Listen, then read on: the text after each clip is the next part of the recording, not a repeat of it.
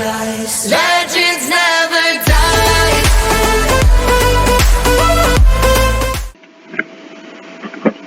Hello, welcome to another video, and today we're going to be discussing about the USMNT's performance against Costa Rica. So, let's begin.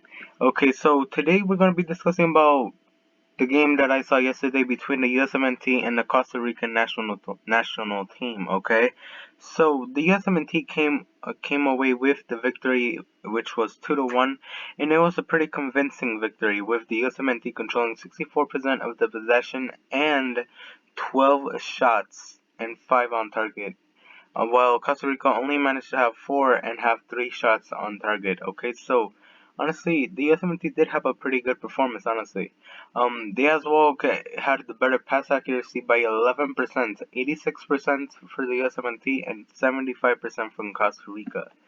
Okay, both teams were heavy on the fouls. Okay, but honestly, I feel that Costa Rica were a little bit more heavy on the fouls because they tended to foul guys like Timothy Weah and Yunus Musa a lot, especially guys like Brendan Harrison and Anthony Robinson.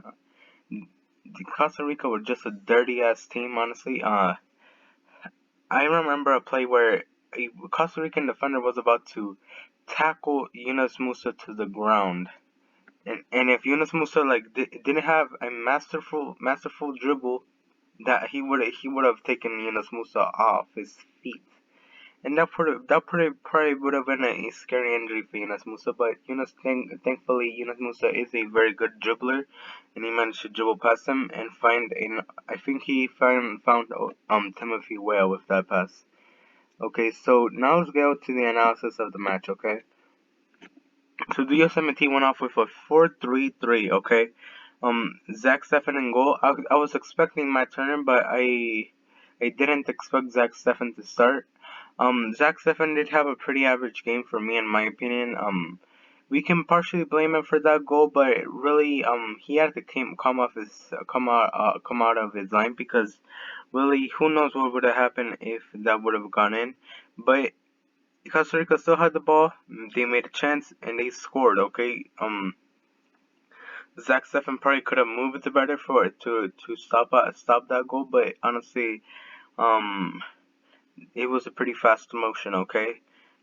So yeah, and the back four was Sergio Miles Robinson, Chris Richards, and Anthony Robinson. Okay, the back four was pretty solid. Okay, let's start off with the center backs, Miles Robinson and Chris Richards.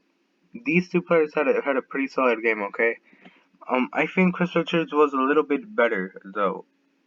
Miles Robinson did have a lot of mistakes, and when it came to his passing ability, but Chris Richards, he did have good passes.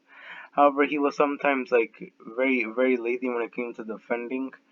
But Miles Robinson did have that good play where he gave up the ball and he had to run back with I think was Brian Ruiz. Brian Ruiz was 1-on-1 with Zach Steffen, but Miles Robinson comes out of nowhere and tackles him. Brian Ruiz did slow down, and I think that was a mistake by Brian Ruiz, but what a way to capitalize by Miles Robinson, honestly. It was a really solid game for both center backs defensively. And Chris Richards was a bit better with his passes. So yeah, I think they did about the very good. Both did very good. Fullbacks, Anthony Robinson, decent game. Okay, he was bombing up that left flank. But one thing I like to see better from Anthony Robinson is his crossing. Okay, his crossing against Costa Rica was hit or miss. It was pretty inconsistent. He sometimes gave really good crosses, and sometimes he gave really bad ones. Okay, but Anthony Robinson had a very good game, and he had a decent game defensively, considering that he is not the best defensively. Okay, so he was good on both sides of the ball, and honestly, he proved to be a very good player. Okay. Now next is Sergio Dest. Okay, Sergio Dest had a masterful performance. Okay, we can blame him for that goal because honestly he could have done a lot better, but yet he managed to make up for it with a golazo against Keylor Navas. Honestly, with his weak foot, which is his left, he managed to shoot that. Honestly, when you grow up in the Netherlands, honestly, You can do that. You can do that type of shit. Okay, very good goal from Sergio Dest. And then he had that assist for Tim Moya. Very good. Very good. Now let's go to the midfield three: Yunus Musa, Tyler Adams, and Winston McKennie. Let's start off with with our captain, the number 6, or he would be the 6th, but he's wearing number 4. Tyler Adams, okay, he's proving again and again why he should be playing at that CDM role and be protecting that back line, because he's very good defensively and can find good passes, okay? Tyler Adams was good during this game, okay? Um, shows a lot of leadership in that field, okay?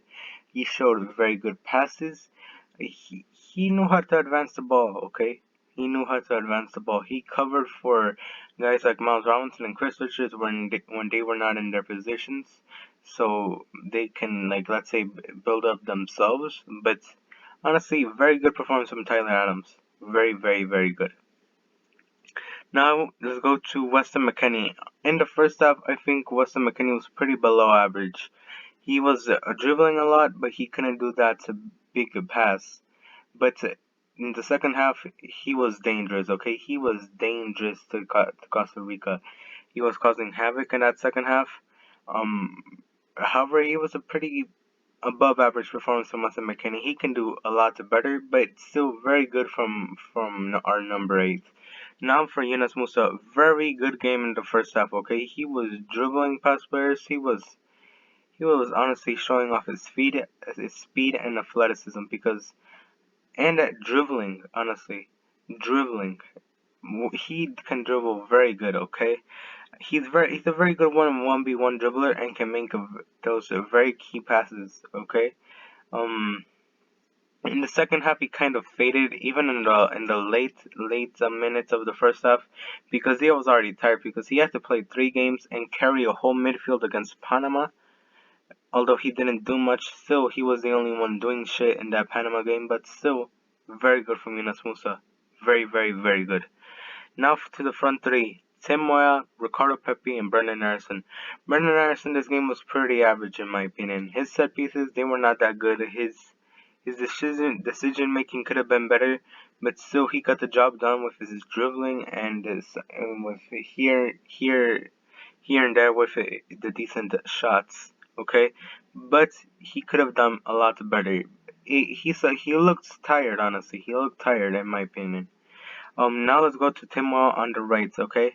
Tim Moya was making lots of movements and runs, okay? He was very good with his movement, and he even scored a goal. But some people do count it as an own goal by Moreira, the Costa Rican goalkeeper.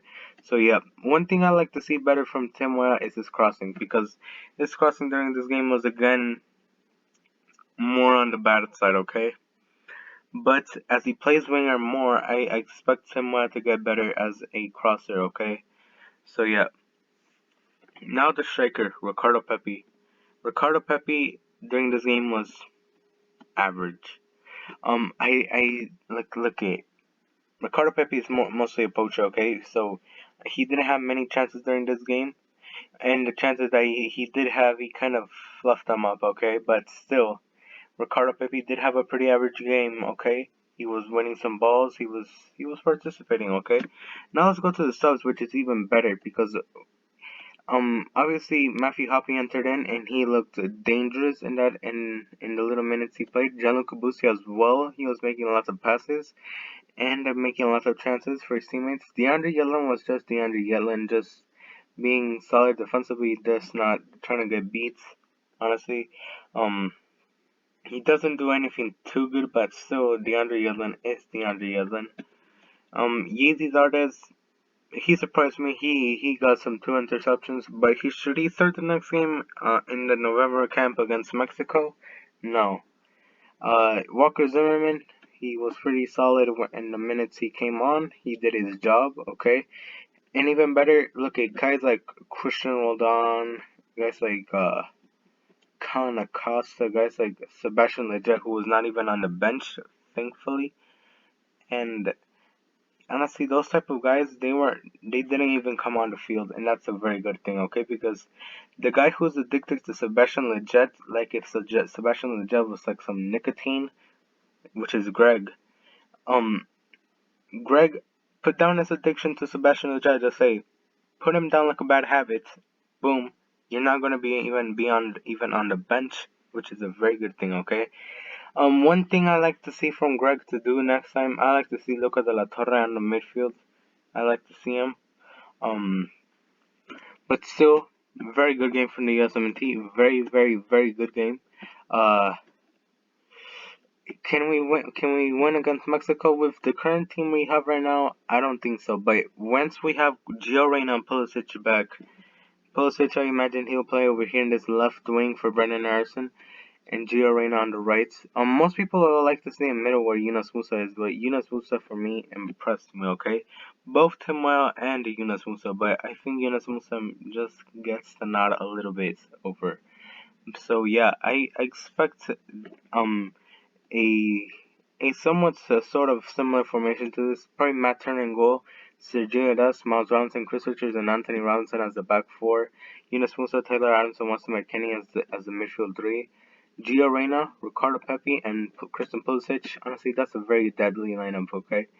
And probably having a bench like instead of Yeezy's artists, have like a guy like Josh Sargent. Instead of a guy like Christian Roldan, we can have like a better, even better midfielder. Instead of Colin Costa, we can have like another better midfielder, or we can have Jane Sands. We can try Jane Sands again. I know he didn't have the best game against Honduras, but still, the way that Greg set him up, honestly, he was doomed to fail. Okay, so yeah, honestly, thank you guys for watching. We'll see you guys in the next video. Bye bye.